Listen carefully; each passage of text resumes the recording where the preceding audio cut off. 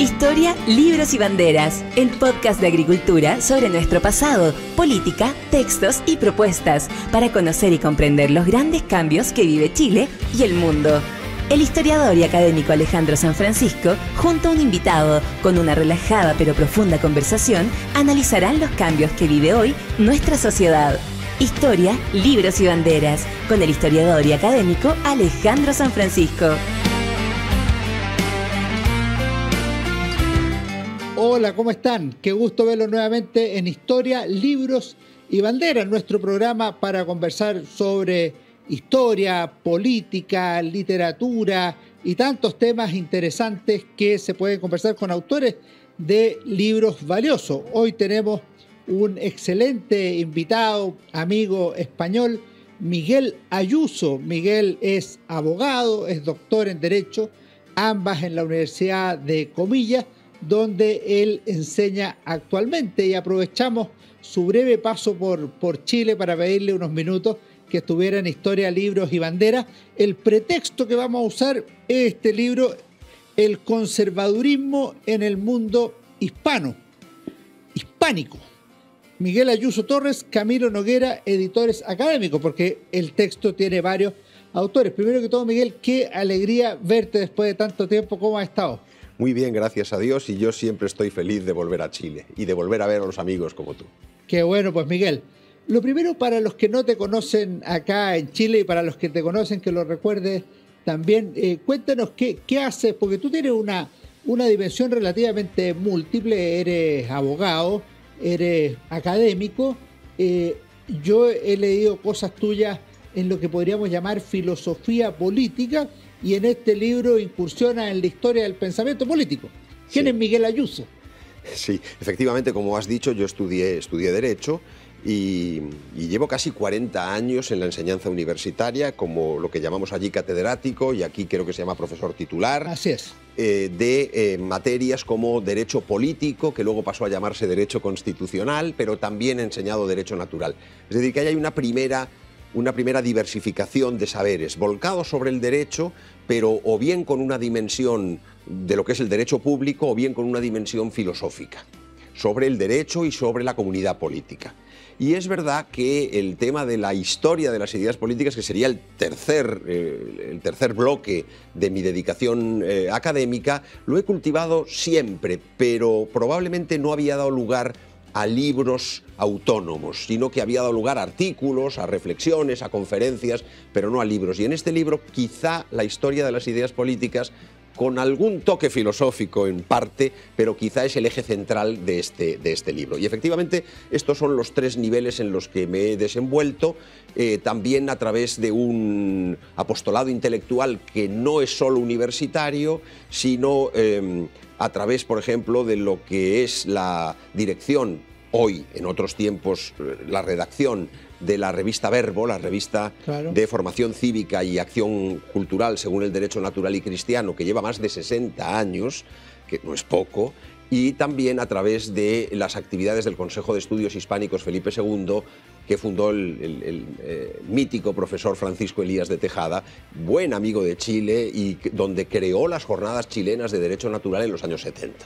Y en algún minuto te vi también en televisión, en algunos programas o algo así de televisión. Hubo una época entre 2010 y 2014, o 2009 y 2013, bueno, fueron 3 o 4 años, en los que Juan Manuel de Prada, que es un escritor español muy conocido, muy con grandes premios. Lo conocí en España. Lo llegaste a conocer. Bueno, él es fundamentalmente un novelista, pero al mismo tiempo también es un columnista periodístico. A él no le gusta que se diga escritor y periodista, porque considera que decir escritor y periodista es como decir médico y dentista, o como arquitecto y decorador. Considera que lo de periodista es una especie de grado menor de escritor. No vamos a entrar en esa discusión. Pero Juan Manuel tenía un programa de televisión que tuvo un peso notable en la cultura y en la cultura política y religiosa española de entre los años 2010 y 2014, que se llamó Lágrimas en la lluvia. Era un programa de debate intelectual, y transcurridos esos 4 años él decidió dejarlo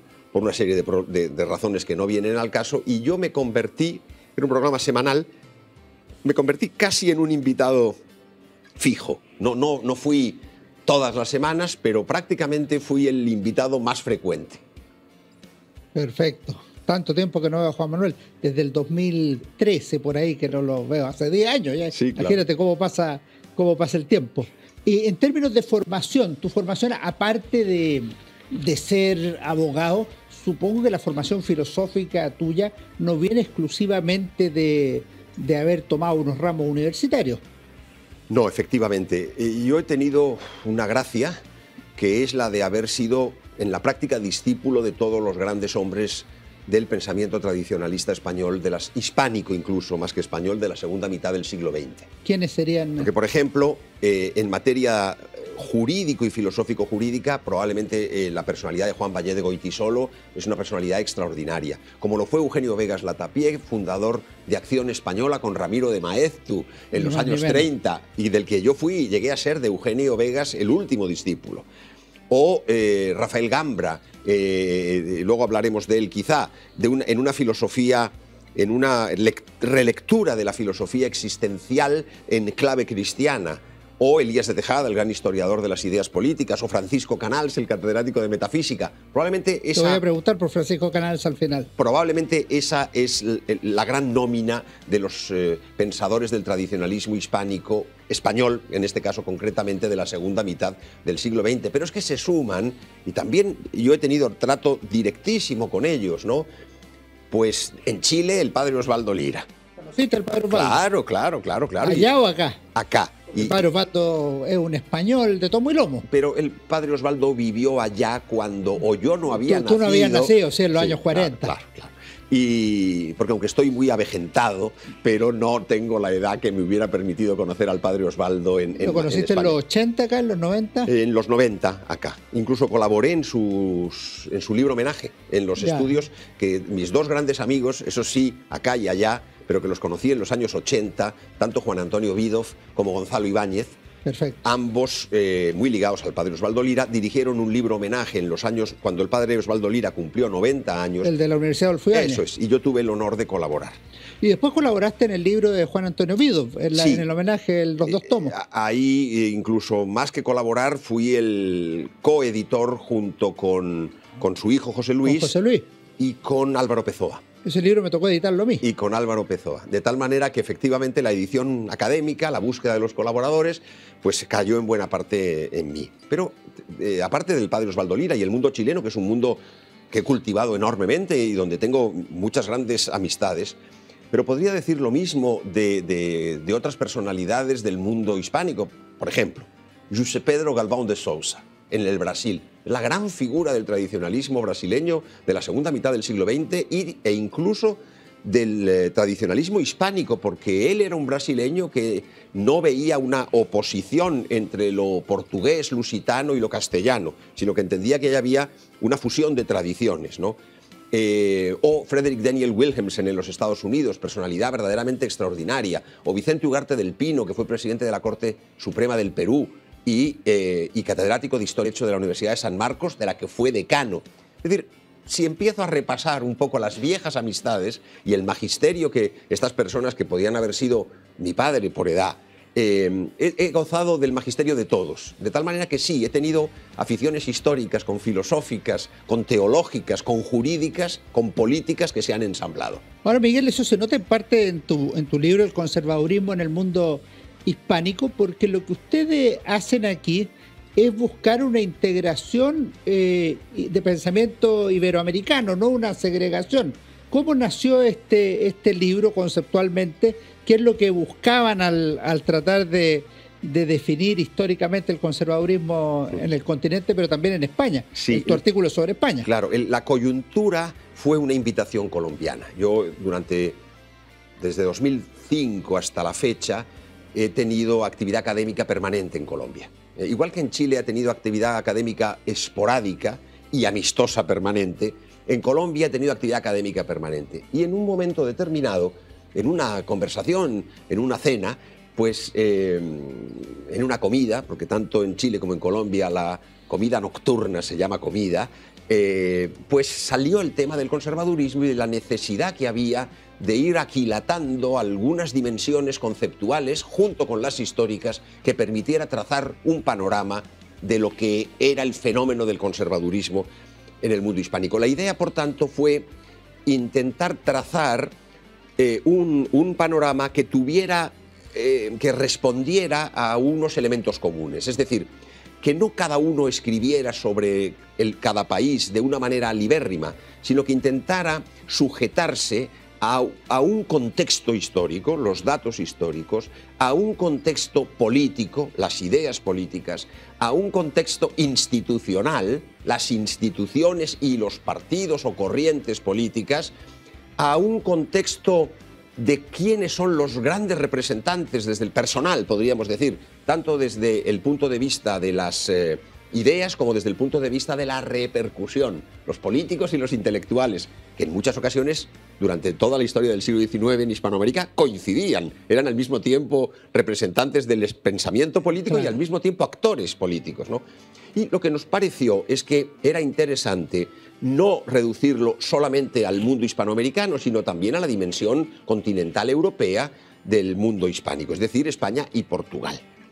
Y ahí es donde tuvimos un pequeño fracaso, porque el autor portugués, que estaba comprometido y que era un gran amigo, tuvo una serie de dificultades personales, una enfermedad, que le impidieron completarlo. Y que incluso cuando ya no podíamos esperar más por los contratos que teníamos con el editor, yo quedé triste porque podía dar la impresión incluso de que se trataba de un imperialismo castellanista, es decir, que lo habíamos llamado hispánico, habíamos incorporado a los brasileños y en cambio habíamos excluido a los portugueses, cosa que no era el caso. Y falló también la pieza centroamericana, porque la persona que tenía que haber hecho el trabajo muy difícil, porque no se trataba de cada una de las repúblicas centroamericanas, sino del conjunto, tampoco estuvo en condiciones de hacerlo. Tiró la toalla en un momento determinado y, honradamente, no era posible encontrar a nadie que supliera ese conocimiento general de todo el continente. Pero, en fin, creo que en su conjunto el producto creo que es coherente. Es coherente. Yo te iba a preguntar eso. ¿Cómo seleccionaron a los autores al margen de esas dos fallas que se produjeron? Veo un par de amigos, excelentes historiadores, Fernán Altuve en Perú, Cristian Garay en Chile, y realmente son capítulos muy, muy bien logrados. ¿Cómo llegaron a convocar a un número y calidad tan interesante de investigadores, historiadores, abogados, pensadores? No, me alegra mucho que te parezca bien la elección, porque si te hubiera parecido mal, hubiera tenido que reconocer que la responsabilidad era enteramente mía. Pero si te parece bien, el reconocimiento de que la responsabilidad es mía, pues es más gratificante, ¿no? En efecto, Camilo Noguera, que es el coeditor científico, lo que puso fueron los contactos editoriales, principalmente en Colombia, y la red colombiana que permitiera la distribución del producto. En cambio, lo que era la selección de los autores me correspondió a mí. ¿Por qué? Pues en buena medida porque yo llevo trabajando con colegas del mundo hispanoamericano desde hace más de 30 años. De tal manera que yo tengo una agenda de amistades con especialidades de distintos temas en todo el continente muy grande. Y además, no son personas que estén aisladas y que solamente tengan una cierta relación personal conmigo, sino que forman parte de los equipos de investigación del Consejo de Estudios Hispánicos Felipe II que presido, que tiene tres grandes sectores: la línea del derecho natural hispánico, la línea de la fundamentación del derecho público y la línea de la revisión de las ideas políticas en Hispanoamérica. Y a esta tercera línea es al que corresponde. Yo te iba a preguntar una cosa respecto a eso, porque el título es amplio: el conservadurismo en el mundo hispánico. No es el pensamiento conservador, no son los partidos conservadores, no son los personajes conservadores. Todo eso aparece en los textos, aparecen figuras, aparecen medios de comunicación, aparecen partidos y ciertamente pensadores. ¿Cómo lo hicieron para que esto no fuera una historia fáctica, sino que las ideas o el sustrato doctrinario estuviera presente en todos los textos? Sí, como te decía antes, entregamos una especie de esquema o de guión a los autores, que no siempre lo han seguido. Un poco las asimetrías que se pueden observar en algunos capítulos derivan de esto, que no siempre lo siguieron. Por ejemplo, Cristian Garay, queridísimo amigo, ¿no? Cristian Garay se centró, contra lo que yo deseaba, exclusivamente en un partido, el Partido Conservador en la historia chilena. Pero yo quería algo más allá, quería que el Partido Conservador fuera un elemento importante de esa historia, pero que se observaran elementos de lo que es la ideología conservadora a lo largo de la historia chilena en otros momentos y con otros representantes. Pero en la última rama incluye pensadores tradicionalistas y otras formas de aproximarse al tema. Y luego depende, por ejemplo, Fernán Altuve, por citar los dos nombres que tú mencionabas, Fernán Altuve lo ha concentrado principalmente en una historia de las personalidades. Pero porque Altuve explica al inicio que en el caso peruano no ha habido una vehiculación, una encarnación concreta de lo conservador y que por tanto lo que ha habido son grandes personalidades conservadoras. Claro, esto no es igual en cada país. Eso te iba a decir porque yo creo que hay una razón además de no seguir el esquema, que las realidades son disímiles en los distintos países. Sin duda, y eso quien estaba mejor en condiciones de observarlo era el autor al que se le encomendaba. De manera que cuando Cristian Garay o Fernán Altuve tomaron algunas opciones respecto de cómo desarrollar su capítulo, naturalmente lo hicieron a través de la observación de la realidad propia que tenían que historiar, reflejar, criticar. Ahora, hay una cosa, antes de irnos a un pequeño alto, que siempre aparece en este tipo de libros y que en distintos artículos lo mencionan. El concepto conservador se usa como una especie de commodity, o sea, se le llama conservador a todo lo que no es liberal, de repente a todo lo que es de derechas en sentido amplio, y no todo eso es conservador, evidentemente. Bueno, este es un problema porque has introducido varios temas. Has introducido la relación conservador-liberal y has introducido la relación conservador-derecha. Entonces te voy a hacer una propuesta. Lo vemos a la vuelta de un pequeño alto. Me parece muy bien.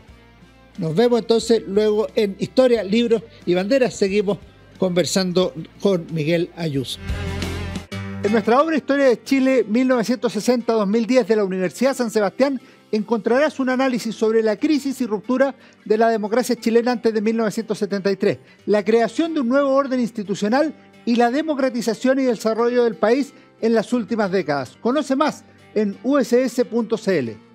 En CMPC llevamos un largo camino fortaleciendo nuestro trabajo, lo que nos ha permitido desarrollar distintas iniciativas junto a comunidades, por ejemplo, con la recuperación de un árbol extinto o el restablecimiento de agua potable en zonas rurales, la conexión del turismo y cultura a través de una sola ruta o también el desarrollo de envases reciclables y amigables con el medio ambiente. Son esos y otros desafíos los que hoy nos permiten creer en el valor de las soluciones inspiradas en la naturaleza. CMPC, creando valor natural. Conoce más en cmpc.com. Seguimos hablando con Miguel Ayuso a propósito del libro El conservadurismo en el mundo hispánico. Muy interesante. Y yo te había dejado con una pregunta, Miguel, que eran estas dos relaciones, conservadurismo derechas y conservador liberal. ¿Por cuál partimos? Pero son dos problemas que tienen una cierta conexión, pero que también tienen ámbitos autónomos. Yo prefiero empezar, si no te importa, por el de la derecha, porque Perfecto. Creo que es más acotado y con un par de consideraciones podemos dejarlo al lado, y en cambio el otro me parece que probablemente eres tú el que decides el orden de la conversación, porque es tu programa, pero creo que es por donde nos va a llevar el resto de la conversación. Perfecto. Probablemente, ¿no? Vamos ahí. Entonces, vamos a ver, a mí no me gusta el tema derecha-izquierda, porque es una distinción convencional. Y es una distinción convencional de naturaleza topográfica. Entonces, está a la derecha, está a la izquierda, pero hay cosas que están a la izquierda de otras, pero a la derecha de otras. Entonces, ¿dónde está el límite derecha-izquierda? No existe nada más que en la convencionalidad o en la topografía. De hecho, yo siempre cuento una historia simpática del padre Ramón Orlandis de la Compañía de Jesús, el maestro de Francisco Canals, un jesuita de gran maestro de espíritu, mallorquín, director de la revista Cristiandad, fundador de la revista Cristiandad en Barcelona, que decía: yo no soy ni de derecha ni de izquierda, pero tampoco ni de derecha ni de izquierda. Porque para rechazar el falangismo. Porque los falangistas decían de sí mismos que no eran ni de derecha ni de izquierda. Entonces, de tal manera que él marcaba ese juego topográfico convencional, quería salirse de él. Y en el fondo, hay un escritor francés, Jean Madigan, que tiene un libro precioso sobre la derecha y la izquierda, en el que dice que el juego derecha-izquierda lo ha inventado la izquierda, ella, la izquierda, le ha puesto las reglas y por tanto las maneja en su beneficio. ¿Quién es de derecha? Quien la izquierda dice que es de derecha. De tal manera que uno puede negarse, puede rechazarlo, puede decir: yo no soy de derecha, yo soy de centro. Da igual, si la izquierda ha decidido que tú eres de derecha, eres de derecha. Esto se nota mucho sobre todo también con los extremos. Cuando la izquierda dice que alguien es de extrema derecha, es porque es de extrema derecha. Puede no serlo en modo alguno, pero si la izquierda lo ha decidido, la calificación queda. En cambio, el otro asunto, el de conservadurismo y liberalismo, es un tema con mucho, a mi juicio, con más proyección, ¿no? Por lo menos para el libro de hoy. Jaime Balmes, el filósofo catalán de mediados del 19. El autor de El Criterio. El autor del Criterio, que probablemente es un libro interesantísimo porque es una especie de catecismo sobre cómo pensar, ¿no? De metodología, sin pretensión ninguna, sencillísimo, pero muy profundo, ¿no? Pero también tiene libros apologéticos como El catolicismo comparado con el protestantismo u otros manuales de filosofía, o 10 tomos de escritos políticos. No, pero tremendo. Porque él era director de un periódico. Y todos esos artículos de periódico de análisis de cómo evolucionaba la revolución liberal en España entre 1830 y 1850, no sé cuándo muere Balmes, bueno, hasta su muerte, pienso que todavía en los 50 él está activo, ¿no? Dieron lugar a 10 tomos. Bueno, en uno de esos tomos, él, a propósito de un diario, dice que las líneas que en un momento fueron bautizadas por las actitudes o por las tendencias y se llamaron moderadas, los liberalismos primeros del siglo XIX, se distinguía entre liberales moderados y liberales progresistas. Entonces, al principio el bautizo procedió de las tendencias, mientras que luego, dice Balmes, que procedió del sistema. Entonces, lo que fue moderado en su origen desde el punto de vista de las tendencias pasó a ser conservador desde el punto de vista del sistema. Y Balmes añadía que el Partido Conservador era conservador de la revolución. Y entonces, claro está, si el Partido Conservador es conservador de la revolución, luego se ha atribuido a Chesterton y a otros autores cosas semejantes, pero evidentemente una tematización, como dicen los italianos, de este asunto, yo la he encontrado por primera vez en Balmes, en este texto de mediados del siglo XIX. El Partido Conservador conserva la revolución.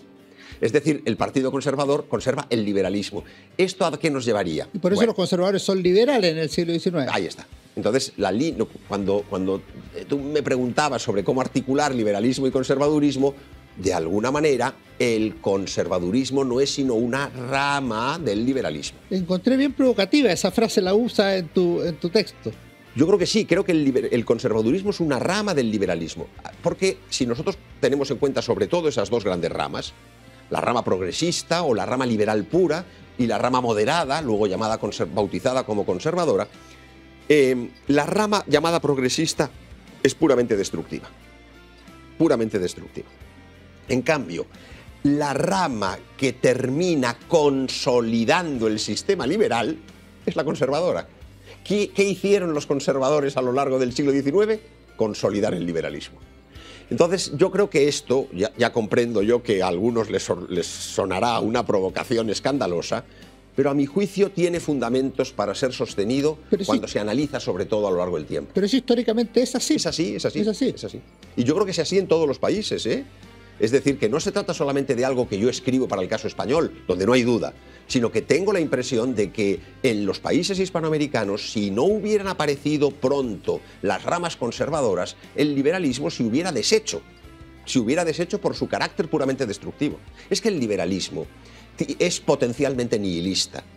¿Por qué? Porque el liberalismo se basa en una concepción de la libertad que es la libertad negativa, es decir, la libertad que no tiene ninguna otra regla, que no se sujeta a ninguna regla, salvo la propia libertad. Pero si no se sujeta a ninguna regla, salvo la propia libertad, es que carece de regla. Luego, por tanto, si carece de regla, eso es virtualmente nihilista. Puede ser que durante cierto tiempo no llegue a sus máximas consecuencias. ¿Por qué? Porque quedan restos de las sociedades cristianas, porque quedan restos de las sociedades tradicionales, y durante ese periodo de tiempo todavía hay algo de lo tradicional que sigue surgiendo, que sigue emergiendo. Luego, por tanto, el nihilismo no llega a desarrollarse. En nuestros días, en cambio, en que las tradiciones de las sociedades cristianas han ido menguando, es cada vez más evidente este carácter nihilista y disolvente del liberalismo. En el siglo XIX tú dices que el conservador, una de las cosas que conserva es la revolución. pero el conservador por definición tiene que conservar algo más que la revolución. De hecho, el liberalismo también conserva la revolución, por decirlo de alguna manera. No es que no quiera seguir con la revolución o que quiera volver al punto original o que quiera terminar con la sociedad, comillas, liberal o republicana, como queramos llamarle. Pero sí, a mi juicio, en cuanto a este punto de vista, quizá no sea el punto exactamente ese, porque claro está que los liberales no quieren el antiguo régimen, no quieren la sociedad tradicional, no quieren la sociedad antigua. No, lo que desean es destruir lo que queda de esa sociedad antigua. Y eso siempre queda algo. Luego, por tanto, se aplican siempre a lo destructivo.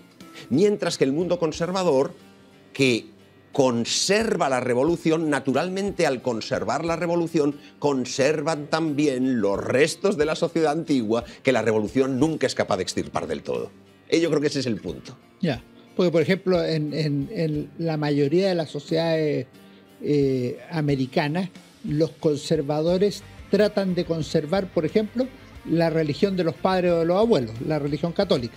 Los liberales al menos están más distanciados, quieren la separación de la iglesia con el Estado o alguna forma más avanzada o progresista, como tú también ocupas el concepto en el libro. Pues esto es muy interesante, pero yo creo que esto nos lleva ya a otro tema, ligado por supuesto al anterior, que es que en el seno del conservadurismo claramente se observan casi desde el principio dos líneas. Hay una línea en la que son los liberales, en general descreídos, nada católicos, nada favorables a la religión, que asustados ante la destrucción de las ideas que ellos o sus mayores han puesto en marcha, quieren frenarla.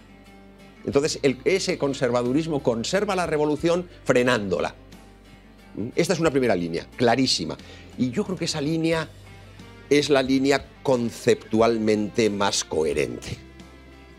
Por eso, y que la que se corresponde con mi frase provocadora de que el conservadurismo es una rama del liberalismo. Es verdad que contemporáneamente hay un sector que se integra en las filas del mundo conservador que sería más alejado de la ideología liberal y que sería más bien un mundo católico que es consciente del cambio de los tiempos y que ante ese cambio de los tiempos decide salvar lo que se puede. Entonces, esto nos llevaría al tema, por ejemplo, de quiénes son esos conservadores. Yo creo que esos conservadores que son fundamentalmente los católicos. Porque la primera rama de los conservadores no son nada católicos, ¿eh? Eran volterianos, eran ilustrados, eran descreídos, que solo por razones de conveniencia social, de paz social, y para no aumentar los desastres de la revolución continua, querían poner freno al liberalismo radical, conservando los avances de la revolución, pero frenándolas al mismo tiempo, ¿no? En cambio, la segunda dimensión es una dimensión que probablemente en otros tiempos hubieran podido ser tradicionales, tradicionalistas, pero que con la ruptura de la tradición política que se produce en América con la independencia, naturalmente han tenido que, digamos, adaptarse y posicionarse de una manera distinta. Eso, a mi juicio, es lo que va a determinar el ultramontanismo hispanoamericano. Que no es solamente hispanoamericano, hay un ultramontanismo español, hay italiano, hay francés. Probablemente el ultramontanismo francés es el más significativo por la figura de Louis Veuillot. De alguna manera, Donoso Cortés es el ultramontanismo español, ajeno al legitimismo carlista. El tardío Donoso Cortés. El tardío Donoso Cortés, sí, sin duda. Y claro, ahí nos encontramos con que, ¿qué es el ultramontanismo? Cuando no es posible la tradición política, o es necesario refundarla, sobre otras vías, ¿qué es lo que queda? La Iglesia. ¿Y esa Iglesia qué línea tiene? Antiliberal. Es la Iglesia de las condenas de Gregorio XVI a los liberales católicos, o es la Iglesia del sílabus, ¿no? De las proposiciones condenadas por Pío IX. De Pío IX, ¿no? Entonces, claro, en ese contexto, ese segmento del conservadurismo, del mundo conservador, que son los ultramontanos, es una especie de sustitutivo de una tradición política que ya no es posible de momento en Hispanoamérica. Y ahí es donde efectivamente el elemento más antiliberal está presente. Esto se puede ver en ocasiones en el Partido Conservador colombiano, en algunos de sus representantes. ¿Y quién es el modelo del ultramontanismo hispanoamericano? García Moreno.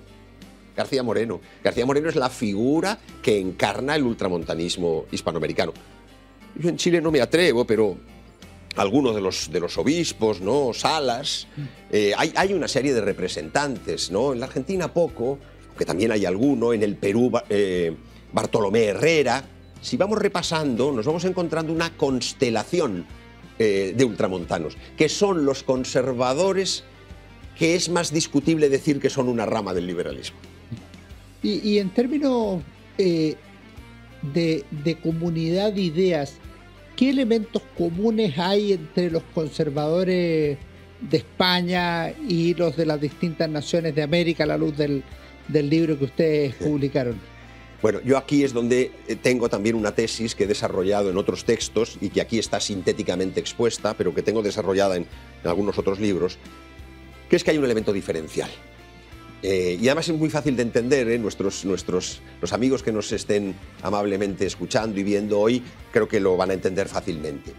Y es que el elemento diferencial en España es que la introducción del régimen liberal tiene una oposición de media España, pero coincide con un país que se quiere desvertebrar, pero que no deja de existir.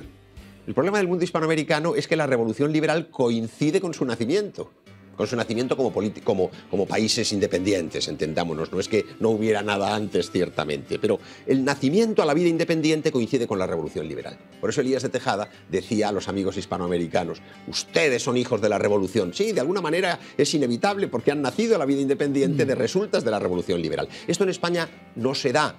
¿Por qué? Porque hay un factor decisivo que se mantiene a lo largo del tiempo contra el liberalismo, que es el carlismo. El tradicionalismo político español, que tiene una significación dinástica a través de Don Carlos y sus sucesores, y eso marca, por una parte, una personificación del poder, por una parte, una encarnación de ciertas tendencias y una adhesión del pueblo, de la gente sencilla, a la vieja sociedad a través de la persona del rey, que ha sido usurpado por quienes han establecido el régimen liberal. Entonces el carlismo es algo que no tiene posibilidad evidente en los países hispanoamericanos porque se ha roto con la monarquía. Y yo creo que ese es el factor de diferenciación. Por eso en España los conservadores, incluso hay algunos ultramontanos, es el caso de Donoso, ¿no? Pero son minoría. Luego Menéndez Pelayo lo va a ser en parte, pero son minoría. Los conservadores en España van a ser de la rama liberal moderada. ¿Por qué? Porque los ultramontanos van a ser los tradicionalistas. ¿Y tienen algunos textos canónicos que fijen la doctrina conservadora ultramontana o del carlismo? Sí, vamos a ver. Los textos canónicos, yo creo que del ultramontanismo hay que espigarlos en la obra de Louis Veuillot, el director de L'Univers, el periódico. Lo que pasa es que, claro, Louis Veuillot... Sería Francia. Era Francia, sí. Lo que pasa es que el ultramontanismo, donde tiene más peso intelectual, es en Francia, por otras razones diferentes de las de España. ¿Qué ocurre en Francia? Que el legitimismo, que hubiera sido más o menos lo que era el carlismo en España, digamos, se agosta rápidamente. Además, estaba envenenado por regalismos y por galicanismos, cosa que no se daba en España. Y entonces, claro, en el mundo francés, la decadencia del legitimismo obliga a su sustitución, de otra manera distinta a lo que pasa en Hispanoamérica. Y entonces eso es el ultramontanismo. Lo que pasa es que Louis Veuillot, como buen ultramontano, es antiliberal, pero de repente acepta el régimen de Napoleón III. Pero es verdad que acaba reconociendo al conde de Chambord y por tanto el legitimismo, vuelve al legitimismo donde había estado al inicio. Bueno, es complicado, pero Louis Veuillot tiene evidentemente, por ejemplo, su famoso opúsculo El error liberal. Ese es un libro un librito canónico de Luis Bello. Como el ensayo sobre el liberalismo, el catolicismo y el socialismo de Donoso Cortés, como los grandes discursos de Donoso Cortés, el discurso sobre la situación de Europa, el discurso sobre la dictadura, las cartas, la carta al cardenal Fornari. Lo hemos recomendado en este programa, cuando invitamos a Gonzalo Larios. Claro, viejo amigo de la época de su doctorado en Pamplona. Así es. Sí. Bueno, entonces hay esos textos canónicos de ese tenor en el mundo europeo. También se podrían encontrar en Hispanoamérica, habría que espigar, Bartolomé Herrera. No es el caso de García Moreno, porque García Moreno es un gobernante, no es un teórico. No es un teórico, ¿no? Ahí habría que buscar en cada caso. Y Miguel, vamos a hacer el último alto y volvemos en unos segundos más. Perfecto. Volvemos en Historia, Libros y Banderas. En nuestra obra Historia de Chile 1960-2010 de la Universidad San Sebastián encontrarás un análisis sobre la crisis y ruptura de la democracia chilena antes de 1973, la creación de un nuevo orden institucional y la democratización y desarrollo del país en las últimas décadas. Conoce más en uss.cl. En CMPC llevamos un largo camino fortaleciendo nuestro trabajo, lo que nos ha permitido desarrollar distintas iniciativas junto a comunidades, por ejemplo, con la recuperación de un árbol extinto o el restablecimiento de agua potable en zonas rurales, la conexión del turismo y cultura a través de una sola ruta o también el desarrollo de envases reciclables y amigables con el medio ambiente. Son esos y otros desafíos los que hoy nos permiten creer en el valor de las soluciones inspiradas en la naturaleza. CMPC, creando valor natural. Conoce más en cmpc.com. Vamos a nuestro último bloque con Miguel Ayuso en Historia, Libros y Banderas.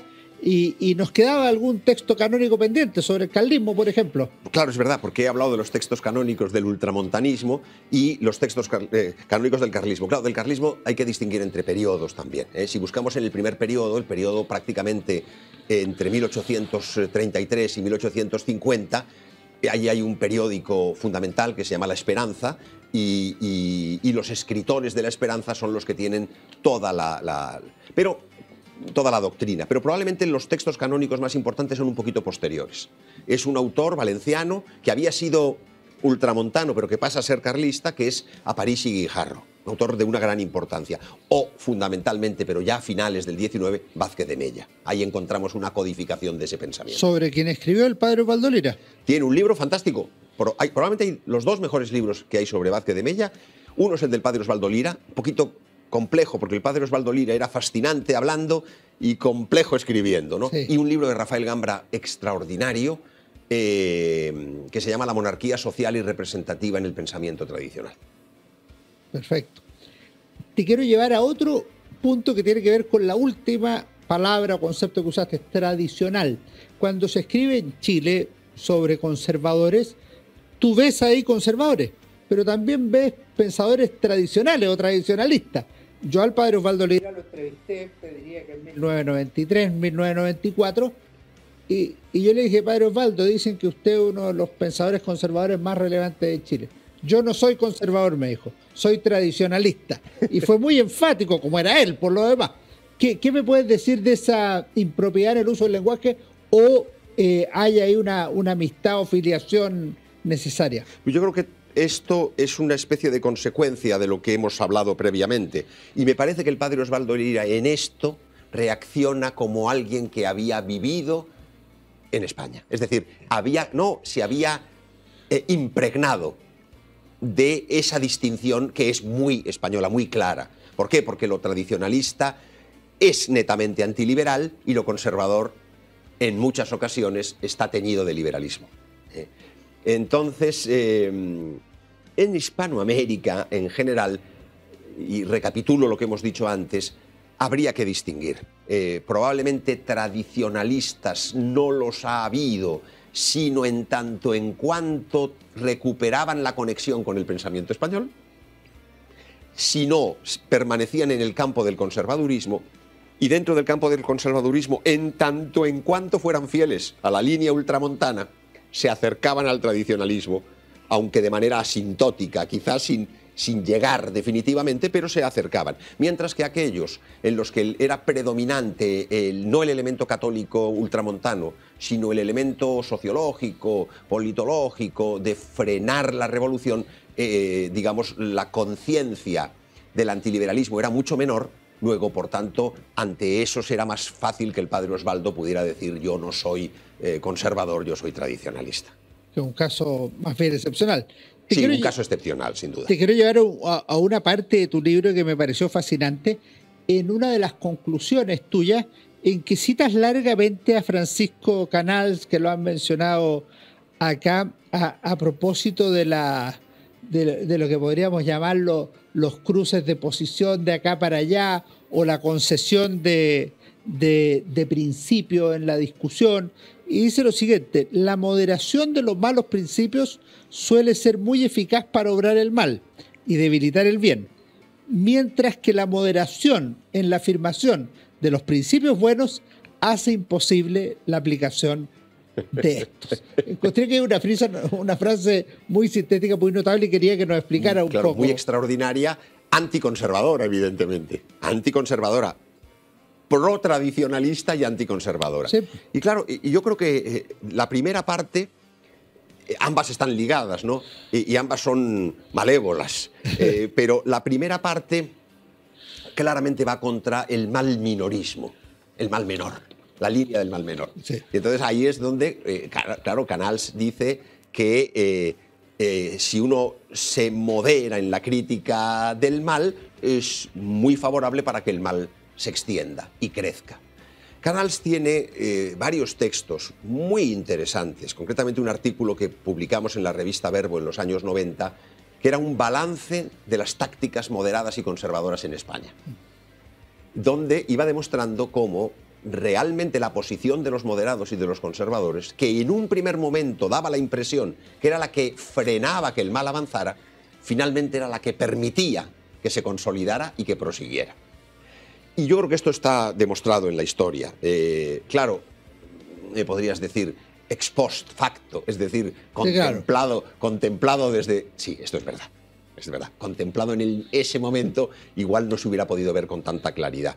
Y por el otro lado también es verdad lo otro, que cuando nos moderamos en la expresión de las verdades, por una táctica de naturaleza análoga a la que acaba de criticar desde el otro punto de vista, también eso es muy eficaz para que el bien nunca se haga, porque siempre hay razones y siempre se encuentran razones para no avanzar demasiado en la práctica del bien. Comillas prudenciales que serían cobardía en vez de prudencia. Bueno, este es el tema, la distinción entre la prudencia carnis o la cobardía y la verdadera prudencia no se puede realizar de manera abstracta. Naturalmente la prudencia opera sobre situaciones concretas, pero haciendo una generalización abusiva, diría que sí, que tienes razón, que normalmente lo que hay en muchas ocasiones es una prudencia de la carne, que no es la verdadera prudencia como virtud cardinal. Ahora, habiendo eso que tú dices que es un juicio ex post facto, también se puede analizar una frase como esta o una situación histórica como pedagogía política presente. No es necesario que uno lo mire solo como cosas que pasaron en algún minuto en alguna sociedad. Claro, eso es evidente y muy interesante observación. El análisis de la historia contemplada desde la comprensión de los juicios concretos y de las acciones concretas, y si estaban presididas por la prudencia o por la cobardía, es muy importante para intentar sacar lecciones de futuro respecto del comportamiento en situaciones que no serán idénticas, pero que pueden ser análogas o que incluso en el peor de los casos parcialmente análogas nada más, pero que nos permiten, prevenir la comisión de errores que en el pasado se demostraron nefastos. En términos ya un poco más amplios, el conservadurismo, si uno lo mira en América hispana o Iberoamérica, en España, y si lo lleva a Francia, Inglaterra y Estados Unidos, ¿tiene elementos comunes que tú digas aquí hay un eje conservador? Porque pasa que en Inglaterra los conservadores se llaman conservadores. Sí. En Estados Unidos a veces también se autodenominan conservadores los republicanos, y tiene una máxima como de partido. No siempre es así. Scruton escribía sobre conservadores, entonces tiene como más vigencia. En Chile es muy raro que alguien escriba sobre conservadurismo como apologético de alguna manera. Muy interesante, muy interesante. Vamos a ver, yo creo que sí que hay que distinguir las tradiciones culturales. Evidentemente en el mundo anglosajón es donde el término conservador, en realidad conservative, que a veces lo traducen como conservatista, bueno, incluso a veces no hablan de conservadurismo, sino de conservatismo. Está claro, ¿no? Pero ni siquiera yo diría, fíjate, que está ligado al Partido Republicano. Hubo un momento en que el Conservative Movement, Russell Kirk, por ejemplo, tuvo una trascendencia enorme, no necesariamente ligado al Partido Republicano, más bien con una cierta distancia, aunque hubo ósmosis entre ambas cosas. En general, en el mundo anglosajón, el conservadurismo presenta las mismas contradicciones que hemos observado en el mundo latino, pero allí son más congeniales, en el sentido de que al no haber habido una revolución aparente, sino solamente una evolución de naturaleza revolucionaria, y en Estados Unidos, al haber nacido del contrato social, que es la Constitución de los Estados Unidos de 1787, las variables que nos permiten hacer el enjuiciamiento de las doctrinas políticas no son exactamente las mismas. Por ejemplo, Russell Kirk tiene cosas muy interesantes, pero hay cosas que no serían en modo alguno aceptables para un tradicionalista hispánico. En cambio, serían aceptables para un conservador hispánico. En cambio, nosotros en Estados Unidos necesariamente tenemos que ir a personas del mundo conectados con el mundo europeo para comprender otra cosa. Los que son autóctonos hispanoamericanos son conservadores del liberalismo también, aun oponiéndose. Estoy pensando en Thomas Molnar, mi gran amigo húngaro, bueno, que era de cultura francesa, o Frederick Wilhelmsen, de cultura hispanizado. Entonces, en ellos sí se puede distinguir entre conservadurismo y tradicionalismo con algunos aspectos de una cosa o de otra. Pero en general, en el mundo anglosajón, las variables en las que se desenvuelve la discusión, siendo sustancialmente las mismas, tienen elementos de matiz relevantes, ¿no? Scruton. Perfecto. Yo he tenido amistad con Roger Scruton. Pero Scruton, ¿en qué era un hombre tradicional? En la descripción del medio pequeño, en la conexión, en la crítica de la arquitectura moderna, en todo eso. Pero en realidad Scruton era un hegeliano en su concepción estética y en realidad era un liberal templado. No era un tradicional en modo alguno, desde nuestras parámetros. Y respecto de los que se vincularon a la crítica de la Revolución Francesa, Burke. De Bonald... Son distintos, porque Burke lo hace como inglés, escocés, sí, pero británico. Como británico, ¿no? Lo hace como británico. Y por tanto, él observa, por una parte, ese desastre de destrucción, que en Inglaterra han conseguido, en cambio, capear. Han capeado el temporal. Y por otra parte, observa la contradicción entre el abstraccionismo y la concreción. Él es un británico que reacciona ante un acontecimiento que le produce horror porque no entra en las categorías de un británico, ¿no? Bonald o de Maistre no tienen nada que ver, porque ellos tienen casi una concepción soteriológica de la revolución. Es decir, la revolución es una edad marcada por la aparición del demonio como fenómeno social, ¿no? No, eso está mucho más cerca de un cierto tipo de tradicionalismo. Porque el mundo francés, como latino, que es más fácil traducir a las categorías nuestras. Perfecto. Voy a ir acercándome al final, Miguel, de esta fascinante conversación para mí. Hemos conversado con Miguel Ayuso, el conservadurismo en el mundo hispánico, pero hemos hablado de otros temas también, por supuesto, aprovechando esta visita a Chile. Y quería que conversáramos un poco de libros. ¿Qué libros nos recomendarías a la comunidad de auditores, telespectadores y a mí mismo? ¿Qué te ha gustado ahora último? ¿Qué podrías recomendarnos? Y si no, libros que tú dices, mira, creo que este libro tiene que leerlo cualquier persona que se forme en política, o como tú quieras, con toda libertad. Bueno, os habremos citado muchos autores hoy. Sería razonable que eligiera alguno de los autores que hemos citado, ¿no? Y me parece más razonable referirme a algún autor español que será más desconocido en Chile. Yo siempre podría recomendar los libros del padre Osvaldo Lira, que aunque son de difícil lectura, o los libros del padre Leonardo Castellani, del jesuita argentino, pero probablemente son autores más conocidos aquí. Si nos vamos hacia autores de allá, yo siempre recomiendo los autores de ese tradicionalismo hispánico de la segunda mitad del siglo XX. Y concretamente la obra de un autor de una finura de penetración psicológica sobre lo que han sido las transformaciones de la edad contemporánea, de una manera exquisita, de una manera delicada, de una manera profunda, que es Rafael Gambra. Rafael Gambra tiene un libro, a mi juicio, extraordinario, que se llama El silencio de Dios. Es un librito pequeño, sencillísimo de leer, pero que mueve a la reflexión sobre lo que es la crisis contemporánea de la comunidad política, que se va disolviendo, y de la Iglesia, que va perdiendo su papel magisterial, su papel directivo que había tenido en el mundo católico y que progresivamente se ha ido disolviendo. Es un libro de los años 60 y han pasado muchos años vigente. Y no sé si no se ha reforzado aquel diagnóstico. Perfecto, qué buen libro. ¿Alguno más? No, yo creo que es suficiente, ¿no? Bueno, sí puedo seguir diciendo libros. Por ejemplo, Elías de Tejada tiene un libro también pequeño, sencillísimo, que se llama La monarquía tradicional, que implica el repaso de los grandes temas de lo que es la concepción tradicional de la política en el mundo hispánico.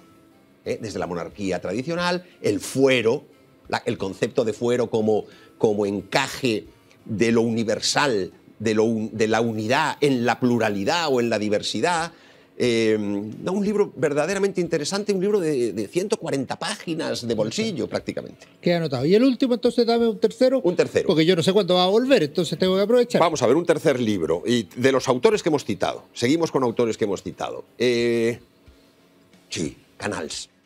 Francisco Canals. Francisco Canals tiene un libro que es su tesis doctoral en Derecho de los años 50, que se llama Cristianismo y Revolución, y que se trata de un análisis de la obra de Félicité de Lamennais, el fundador del catolicismo liberal, condenado por Gregorio XVI, y las razones por las que Lamennais, que era un ultramontano, termina siendo un católico liberal e incluso un católico democrático.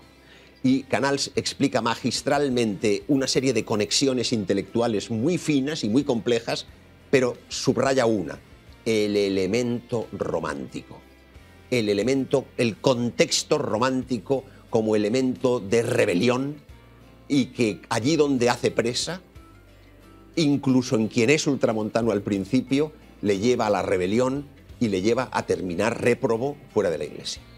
Excelente recomendación. Me dejaste mucho trabajo por no haber leído ninguno de los tres, así que estoy reprobando esas lecturas por mientras. Así que feliz, qué alegría haberte tenido. Te dejo comprometido para tu próxima visita a Chile para una nueva conversación. Me avisas cuando vengas y no sabes la alegría que ha sido tenerte acá, Miguel Ayuso. Muchísimas gracias, Alejandro. Hasta muy pronto, si Dios quiere. Y ustedes no se vayan, porque ya viene mi recomendación del libro, como cada semana en Historia, Libros y Banderas. Hola, ¿cómo están? Soy Alejandro San Francisco. Esta semana en Historia, Libros y Banderas vamos a recomendar El tradicionalismo y los orígenes de la Guerra Civil Española, 1927-1937.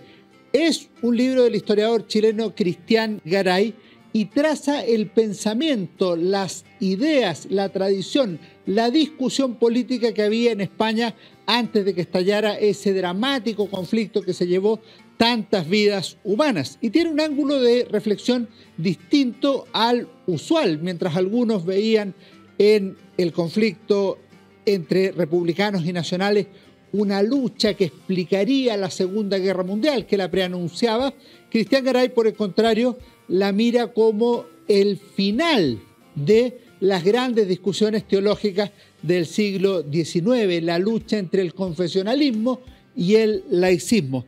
Es un libro que cuenta con un prólogo del padre Osvaldo Lira y que realmente, desde el punto de vista de la historia de las ideas, es muy valioso. Un libro que disfruté en mi primera juventud cuando estaba decidiendo estudiar historia, así que le tengo particular cariño.